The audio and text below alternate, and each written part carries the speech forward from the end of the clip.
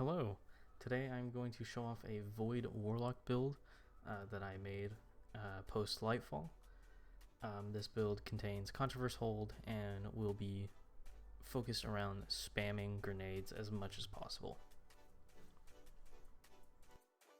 This build also, as you can see, allows you to get your super back extremely quickly and also procs volatile rounds constantly.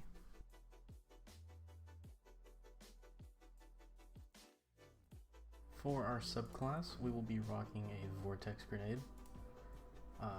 For our aspects, we will be running Feed the Void to have our Void abilities proc Devour.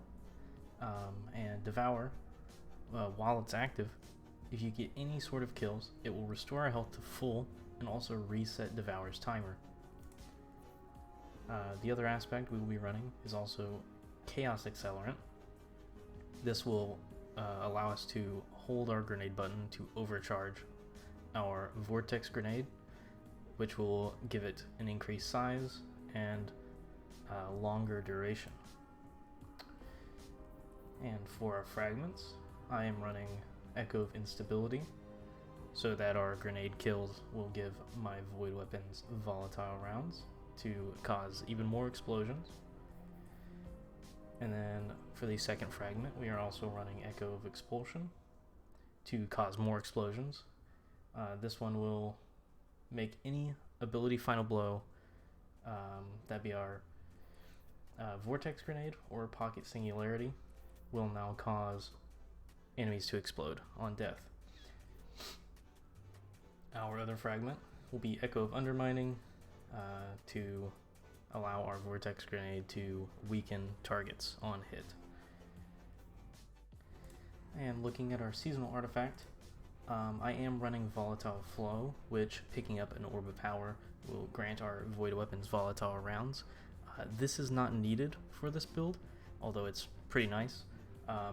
With how often you'll be throwing grenades, you'll always have Volatile procced.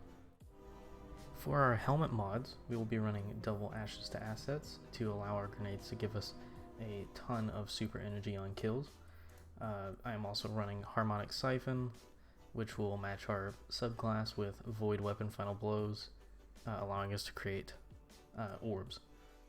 For our arms, we will be running Controverse Hold, which will allow our Void grenades on hit to return grenade energy back to us. For the mods on our Controverse Hold, we'll be running Double Grenade Kickstart along with Firepower, which will allow our grenade to create orbs of power. Grenade Kickstart will also give us grenade energy back on using our grenade when we have picked up orbs to gain armor charge. For our chest piece, it doesn't matter too much what we run here. I usually just go with a concussive dampener and whatever harmonic siphon or harmonic resistance is available to me. But most importantly is to run a charged up mod, which will allow us to have one more armor charge in reserves. For our leg mods, we will want to run stacks on stacks. This will give us 2 armor charge instead of 1 by picking up an Orb of Power. We will also want to run the mod Innervation, which will reduce our grenade cooldown every time we pick up an Orb of Power. I'm also running Void Weapon Surge. This one is not required. You could swap it out for another Innervation. I like to run this because I use a Void Weapon for volatile rounds, but this will give a small damage boost to those Void weapons when you have armor charge. For our class item mods, I am running a Double Bomber, which will reduce our grenade cooldown when using your class ability. I am also running Time Dilation to slow down the decay of armor charge, since I am running the Void Weapon Surge. Void Weapon Surge will cause the armor charge stacks to decay over time. One thing I do want to mention for my build is I am running a Unforgiven. with Demolitionist Adrenaline Junkie. Demolitionist is very nice for this type of build that is grenade focused.